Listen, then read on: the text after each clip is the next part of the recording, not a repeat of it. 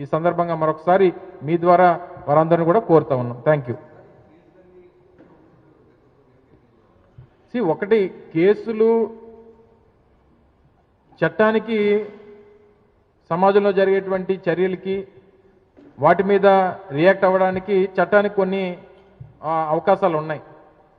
సరే, మొన్న జరిగినటువంటి దాంట్లో ఒకవేళ అంబటి రాంబాబు గారు ఏదైనా దుర్భాషలాడుంటే దాని మీద ప్రేరేపించేటువంటి కార్యక్రమం తెలుగుదేశం పార్టీ నాయకులు చేస్తున్నప్పుడు కేసులు పెట్టారు. కేసులు పెట్టండి, తప్పులేదు. కానీ ఇంటి మీద వెళ్ళి దాడి చేసినటువంటి వారి మీద ఎందుకు కేసులు? జగన్మోహన్ రెడ్డి గారు పర్యటనకు వస్తూ ఉన్నారు, వారి కుటుంబ సభ్యుల్ని కలుస్తూ ఉన్నారు, వారి కుటుంబ సభ్యులకి సంఘీభావం తెలియజేస్తూ ఉన్నారు అన్నటువంటి సందర్భం వరకు మీరు కేసులు పెట్టడానికి కూడా ముందుకు రాలేదని అంటే చట్టం ఎవరికి చుట్టం అనేటువంటిది అడుగుతూ ఉన్నాం. అంటే చట్టం అనేటువంటిది ఈ రాష్ట్రంలో కేవలం తెలుగుదేశం పార్టీ కూటమి నాయకులు మాత్రమే చుట్టమా? వారికి కావాల్సినటువంటి వ్యక్తుల మీద కేసులు పెడతారా? ఎవరు తప్పు చేసినా కేసులు పెట్టాలి కదా. దాడి చేసినటువంటి స్థానిక శాసనసభ్యురాలు, వారి భర్త, వారి అనుచరులు ఇంతమంది దాడి చేసి టీవీలో కనబడతా ఉంటే కనీసం వాళ్ళ మీద కేసు కూడా ఫైల్ చేయలేనటువంటి పరిస్థితిలో ఈ ప్రభుత్వం ఉందంటే అంటే నిష్పక్షపాతంగా జరుగుతూ ఉందా లేదా అనేటువంటి దానికి అదొక ఉదాహరణ. సో డెఫినెట్గా ఏవైతే కేసులు పెట్టారో దాని మీద మా చట్టపరంగా న్యాయస్థానాల్లో మేము ఫైట్ చేస్తూ ఉన్నాం. స్క్వాష్ పిటిషన్ కూడా వేయడం జరుగుతూ ఉంది. ఆ జ్యుడిషియల్ పరంగా ఏ రకంగా ఫైట్ చేయాలనేటువంటిది పార్టీ కూడా ఫైట్ చేస్తూ ఉంది. మాదేమి పొలిటికల్ యాక్టివిటీ కాదు, రేపు చేస్తుంది ఏమి పొలిటికల్ యాక్టివిటీ కాదు.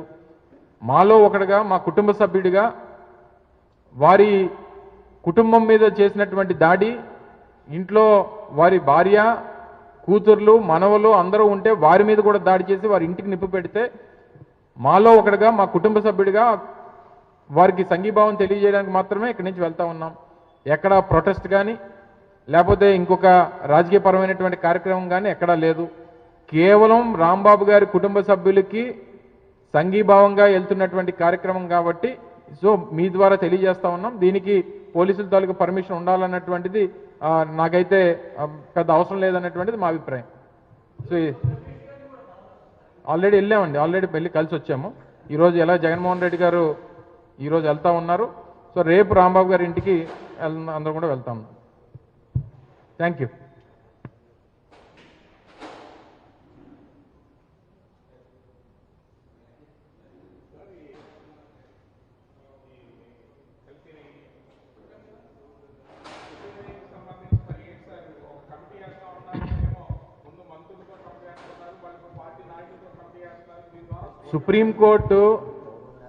సుప్రీంకోర్టు ఎవరైతే సిబిఐ సిట్ని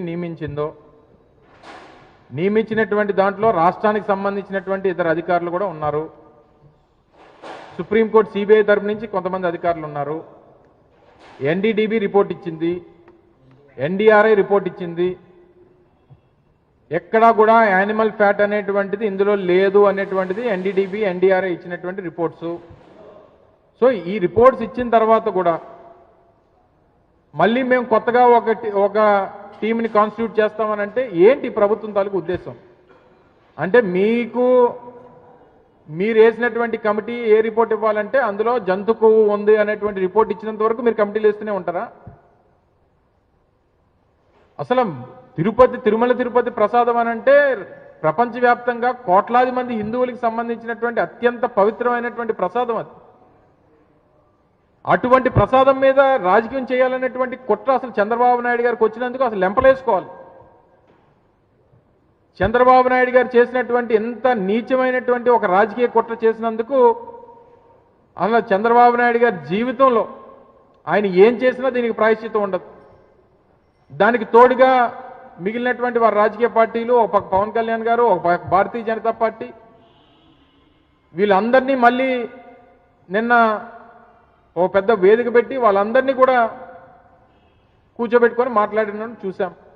కొంతమంది పత్రికా మిత్రులు అడిగారు, అడిగినటువంటి దానికేమో వాళ్ళ మీద తిరగబడేటువంటి కార్యక్రమం చేశాడు ముఖ్యమంత్రి గారు.